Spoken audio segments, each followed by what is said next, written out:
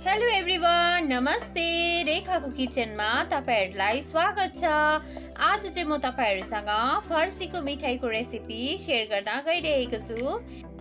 यो मिठाई बनाउनु चाहिँ एकदमै सजिलो छ। भिडियोलाई स्किप नगरिकिन अन्तिमसम्म हेर्नुहोस् होला।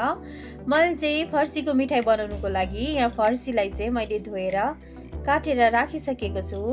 म चाहिँ अब यसलाई स्टिम गर्दै छु। फर्सी स्टिम भइसकेको छ। म चाहिँ अब यसलाई म्याश गर्दै छु।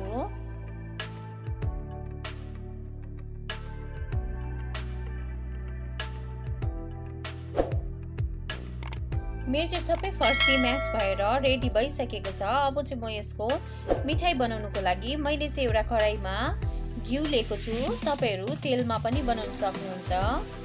यो फर्सीको प्युरी हाल्दाखेरि चाहिँ ग्यासको फ्लेम स्लो राख्नुपर्छ। यो सबै प्युरी हालिसकेपछि चाहिँ कन्टिन्युअसली चलाउँदै तपाईहरु ग्यासको फ्लेम हाई गरेर पकाउन सक्नुहुन्छ। तर चलाउनु चाहिँ चलाकै गर्नुपर्छ। म चाहिँ अब यसमा हाल्दै छु मिल्क पाउडर। मिल्क पाउडर हालेर चाहिँ कन्टिन्यू चलाउनुस् होला। कन्टिन्यू चलाएन भने चाहिँ फेरि हाम्रो यो मिल्क पाउडर सबै लम्स बस्छ।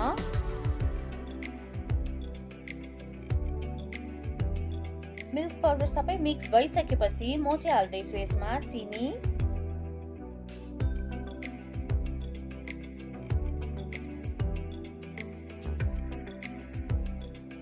चिनी हालिसकेपछि हाई फ्लेममा कन्टिन्यू चलाउनुस् होला जबसम्म हाम्रो प्युरी कराईदेखि सेपरेट हुँदैन। हेर्नुस् त मेरो चाहिँ प्युरी पाकेर रेडी भइसकेको छ। कराईदेखि सेपरेट हुँदैछ। हेर्नुस् त कराईमा चिप्केको छैन।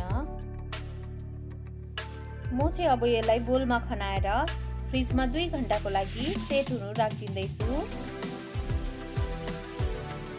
मेरो चाहिँ 2 घण्टा भइसकेको छ। हेर्नुस् त मजाले सेट भइसकेको छ। मैले चाहिँ यहाँ हातमा घिउ लगाएको छु। मैले चाहिँ यहाँ मेजरमेन्ट कपले एउटै साइज होस् भनेर नापेर बनाउँदैछु। तपाईहरु चम्चीले पनि बनाउन सक्नुहुन्छ। म चाहिँ यसलाई लड्डुको शेप दिँदैछु।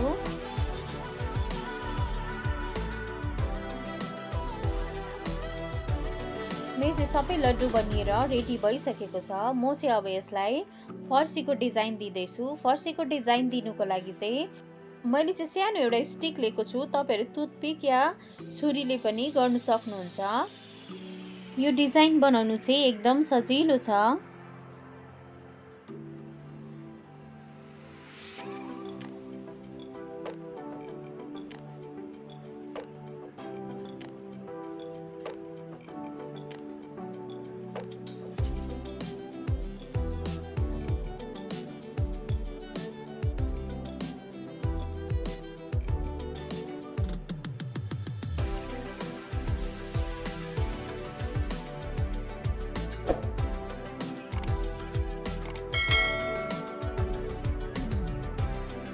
हेर्नुस् त कस्तो सजिलैसँगले मजाको डिजाइन बन्यो।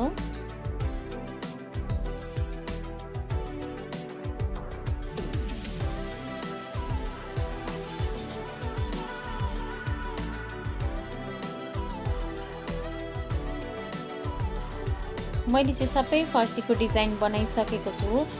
मैले चाहिँ यहाँ फर्सीको टपमा चाहिँ मैले पुदिनाको पत्ता राखेको छु।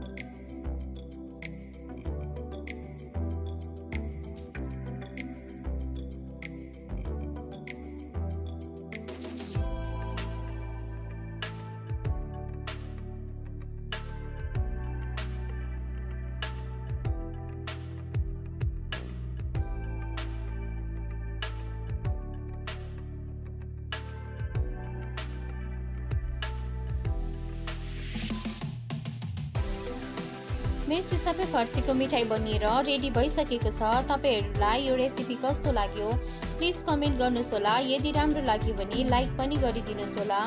रेखाको किचनमा नयाँ हुनुहुन्छ भने प्लिज मेरो च्यानललाई सब्स्क्राइब गरेर बेल आइकनको घण्टीलाई दबाउनु नबिर्सिनुस् होला। यस्तो मिठो मिठो रेसिपी लिएर तपाईँहरूसँग आउने नै छु। तबसम्मको लागि बाई बाई, टेक केयर।